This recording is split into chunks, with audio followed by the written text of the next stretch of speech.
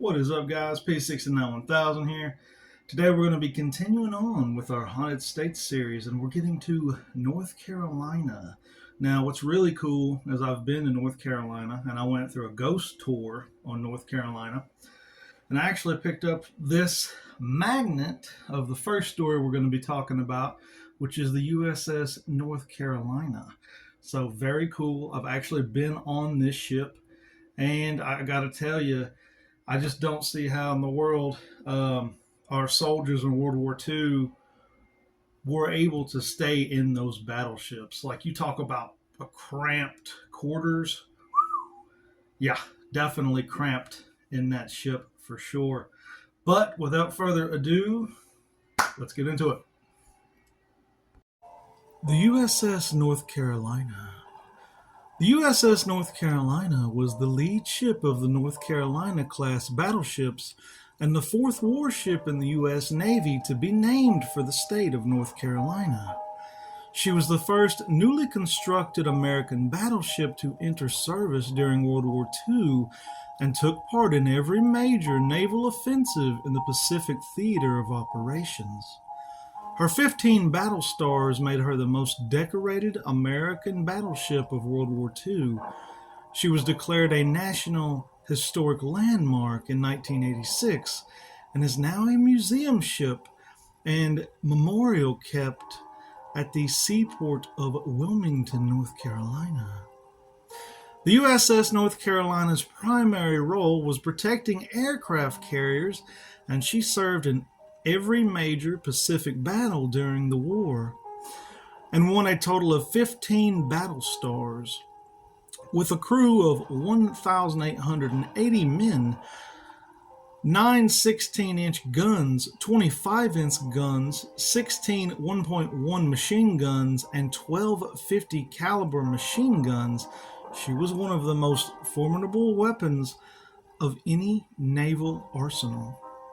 Visitors also may view one of the 9 surviving OS-2U Kingfisher aircraft displayed near the stern of the ship. This particular aircraft was salvaged from a mountainside in British Columbia in 1964 and was restored. A total of 10 men were lost during their service on this ship. 5 of those as a result of a torpedo hit on her port side that created a hole 32 feet by 18 feet, 20 feet below the waterline. It is believed that 1 or 2 still remain on the ship. A young blond man has been seen in the passageways. A different one peers out of portholes occasionally. One has even hitched a ride with an unsuspecting guest. Hatches and doors open or close themselves. Televisions and lights turn themselves off and on. Things move by themselves in front of witnesses, and they don't hesitate to make themselves known by talking or even yelling. And of course, there are cold spots, footsteps, and many other eerie experiences. Chicken Alley. Chicken Alley may just be the most haunted street in all of North Carolina. In recent decades, the small side alleyway has served as a tapestry for spray paint, with a rotation of artists and artwork displayed. If you look closely, the most recent mural holds clues to the alley's true history. Many passerbys today only know Chicken Alley by the enormous painting of a glaring rooster standing guard over blue ghostly rows of pluckered chickens hanging upside down. However, this haunted alleyway has a history that reaches deep into Asheville's architectural roots, and some say a ghost story that spans more than a century. At night, those who walk past the dark, historic alleyway claim to hear a rhythmic tapping from within, as if a phantom slowly walking past, clicking his silver-tipped cane on the cracked concrete. Some claim if you peer into the shadow, you'll see a ghostly man wearing a long 1900s duster coat and a wide-brimmed hat. He's carrying an old-timey doctor's bag. Old folk tales say that Dr. Jamie Smith was murdered in that alleyway over a century ago.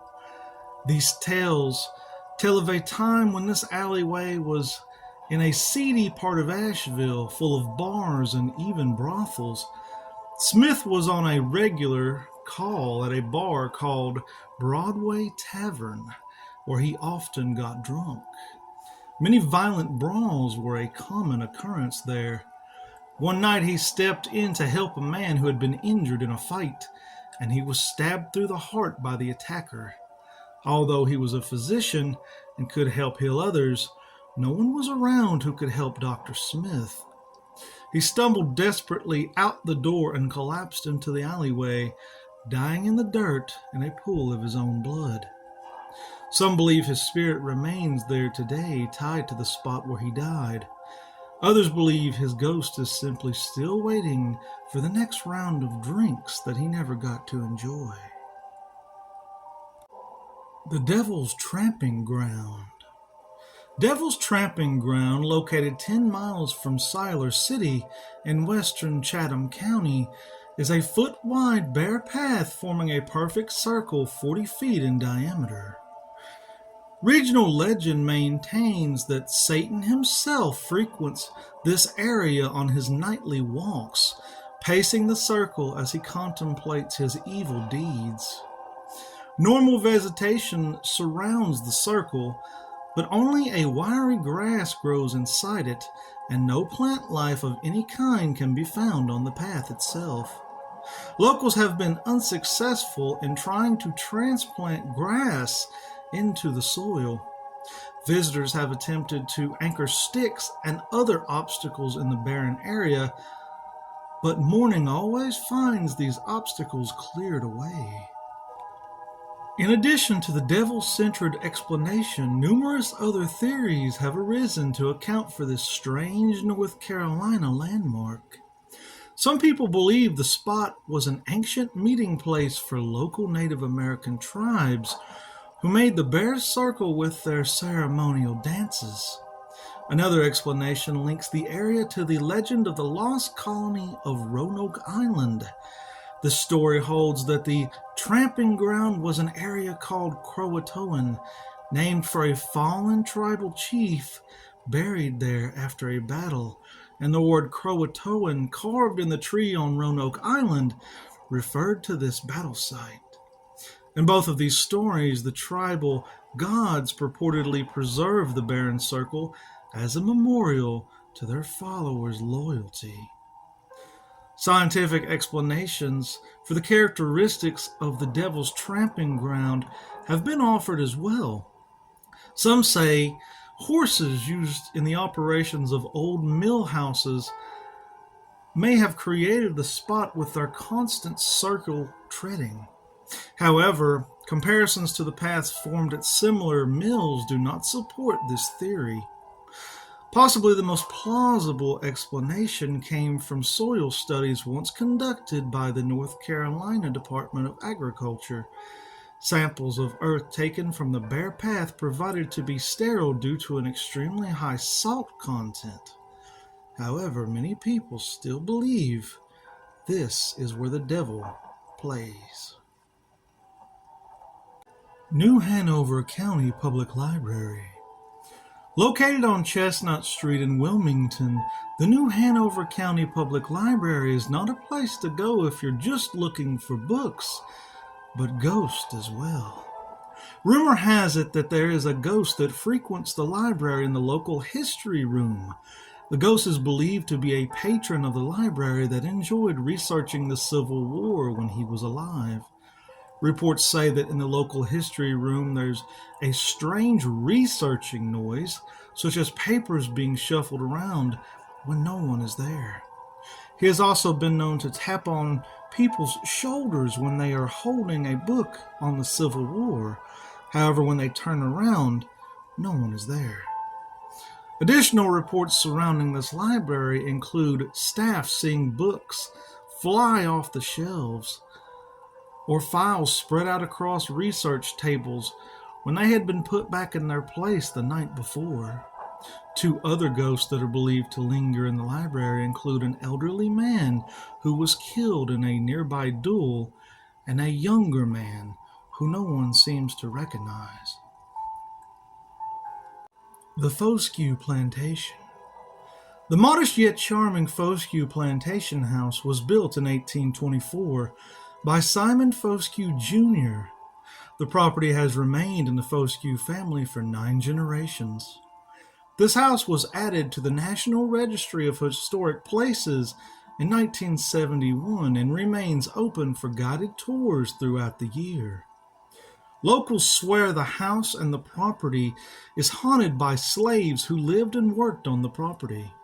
At night, it is said that the slaves would be chained up to prevent any attempts at escape. Now the sound of rattling chains can be heard echoing on the property both day and night. Legend has it that at some point an altercation broke out between a couple of slaves and the Foscue family sometime prior to the Civil War. One or more slaves involved in the fight were killed on the staircase in the house itself. Today, blood can still be seen on the stairs, as well as on the 3rd floor. It is said that no matter how many times the family paints over it or attempts to clean it, telltale signs of old blood still seep through the paint and can be seen with the naked eye. Tourists flock to tour the Foscue Plantation, especially around Christmas time, as the family claims there is an increase in supernatural activity during the holiday season. Many locals, however, are too afraid of the place to ever visit it. The Rosedale Plantation. Built in 1815 by Archibald Frew, the historic Rosedale Plantation home is one of the finest examples of Federal-style architecture in North Carolina, and it's regarded by many as one of the most haunted locations in Charlotte. Paranormal experiences are a regular occurrence here and are reported by members of staff and visitors alike. Common occurrences people have are hearing disembodied voices and laughter, and batteries of electronic devices draining suddenly. There has been a few noted incidents where visitors have witnessed full-body apparitions peering out of the windows as well as standing on the porch. It is believed that one of the apparitions is one of the former caretakers who took care of the plantation in the early 1900s. Cape Hatteras Lighthouse. The remote Outer Banks of North Carolina are prime real estate for scary legends, with the barrier islands linked to everything from a notorious lost colony to a ghost ship that ran around with no crew. However, the strangest among the stories may be a large ghost cap that is rumored to haunt the 150-year-old Cape Hatteras Lighthouse. This black and white kitty has been seen off and on for the past 150 plus years, the graveyard of the Atlantic Museum reports. It even stayed with the lighthouse when it was moved. It has been known to rub up against legs, but when you try to pick it up, it disappears. The cat's endless patrol of the 269 steps to the top is a matter of loyalty.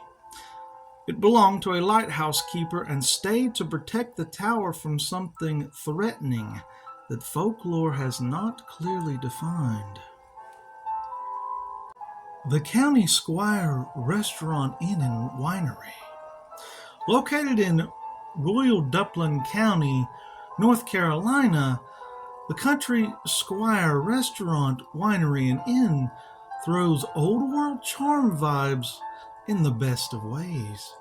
You'll find the County Squire just off the highway on your way to North Topsail Beach. The County Squire is a world-famous restaurant which has been enjoyed by guests, earthly and unearthly, since the 1960s. The restaurant is made up of a labyrinth of rooms pieced together over the years with found materials, including a 1780s farmhouse that was moved to this location to become the Tartan tasting room and gift shop. Dark woods and soft lighting dominate the interior of the county square, which lend itself well to good ghost stories. The original restaurant was a handmade log cabin that was built in 1961 by the owner, Joe West. Over the years, additional rooms were added, and the country square dining areas now include rooms such as the Jester's Court, the pantry room, the tavern, and the wine cellar walkway. All told, the restaurant can seat 460 guests, and there are weekends where they are booked solid with reservations, so make a note to call ahead. The aesthetic is a blend of electric decor with touches of Scottish heritage. Dim lighting, dark wood makes for a creepy backdrop, one that is appropriate for the restaurant.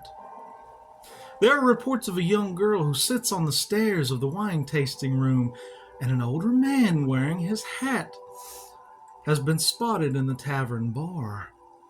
The young girl on the stairs cries, and when she is approached to ask if she is okay, she vanishes.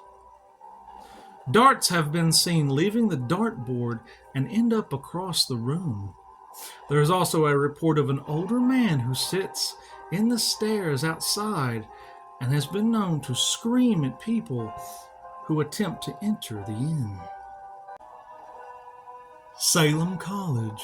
Salem College has undergone a number of transformations since its founding in 1772. Originally built as a primary school, it was later turned into a high school and then finally a college. It is consistently ranked among the best colleges in the nation and has the distinction of being the United States' oldest female educational establishment that is still a woman's college. An institution with over 2 centuries of continued use is bound to have a colorful history, and Salem is no exception. The Gramley Building is the site of a library where 2 girls were killed in an electrocution accident in 1907. According to reports, the girls visibly manifest and scream at students. A similar incident happened at Gramley's dormitory in the attic, where a girl hung herself, leading to students hearing dragging and scratching sounds coming from the attic. A young girl fell down the elevator shaft in Clarewell's dormitory, making many believe her presence is still in the building. The school's other dormitory, Babcock, is said to have a painting in its lobby of Mary Reynolds, daughter of R.J. Reynolds, whose eyes follow students as they walk by. Last but certainly not least, the Fine Arts Center has a variety of paranormal disturbances, including a phantom pianist who plays pianos and organs, and a patron who died in Theater Number 2 and still lingers there to this day, often known to knock students' books off of tables. Riverside Cemetery. The Battle of Asheville took place on April 6, 1865. This was considered to be one of the final battles of the American Civil War. General Robert E. Lee and the Confederates would later surrender to the Union at Appomattox just 3 days later. A Union colonel by the name of Isaac Kirby had planned on overrunning Confederate forces and capturing the city without any casualties, though he believed to have prepared his army for men for an attack against 1,000 Confederate soldiers. Only 300 of them, under the command of Colonel George Clayton, could bear arms. Though they were thoroughly outnumbered, Clayton's Confederate forces utilized 2 Napoleon cannons against Kirby's attachment of over 1,100 soldiers. For 5 hours, Union and Confederate soldiers exchanged fire, with the latter firing off cannons on occasion.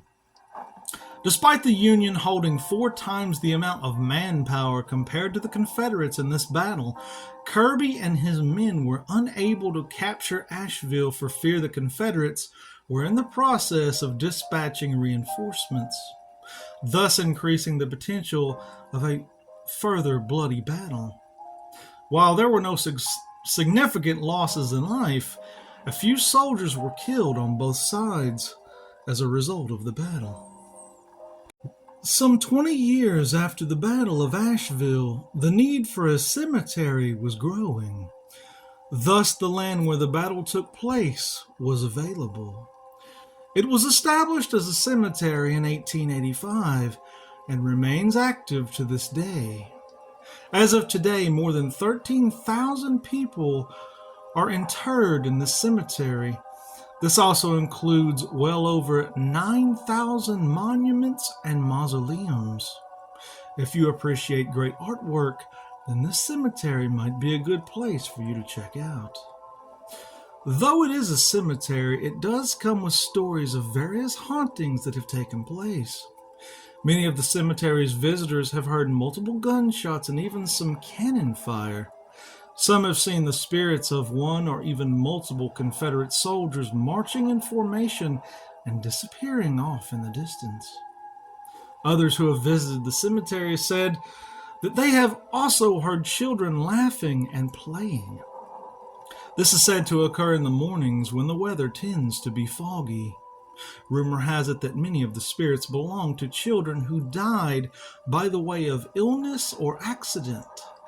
And considering that a yellow fever epidemic swept through the South during the 19th century, most of the children buried here may have been among the victims of that epidemic. Gimghoul Castle. Shrouded by mystery and with only the vaguest of certifiable facts to base off of, the legend of Grimghoul Castle is one of the most enduring stories at the University of North Carolina. The castle was constructed in the early 1920s at a cost of around $50,000. While much of the details of its construction are unknown, it was funded by the Order of Gimghoul, a college secret society founded in 1889. The society based its name off of Peter Drumgoole, a UNC student that disappeared without a trace in 1833. While the castle itself fuels the imagination, the paranormal stories that surround it are even more interesting. According to one story, Peter Drumgoole was buried somewhere on the castle's grounds after losing a duel over Fanny, the girl of his dreams. In another, Fanny clutched Peter in her arms as he bled out from a gunshot wound from the duel. Other accounts say that Fanny didn't know about Peter's murder and held on to hope that he would one day return, hope that she took to her grave. Whatever you choose to believe, it seems that Peter's spirit remains at the site and resides at the castle that was built in his honor. So Barry White, P691000 here. Hope you guys enjoyed the video that we just did on North Carolina. It was a lot of fun. I know it's really long, but there was just so many haunted places I wanted to really get into the video. And I could do a whole part 2 just on haunted North Carolina urban legends. Yeah, man, there was just so much cool stuff. I just had to put it in the video, and that's why the video is so long. So I hope you guys enjoy it. I really liked all these stories. The Gimghoul Castle was really fascinating to me. Really thought that was interesting. I wonder if that secret society is still around at the University of North Carolina. It would be interesting to find that out. But I hope you guys enjoyed. And until next time, peace, love. I love you all. And have a great day.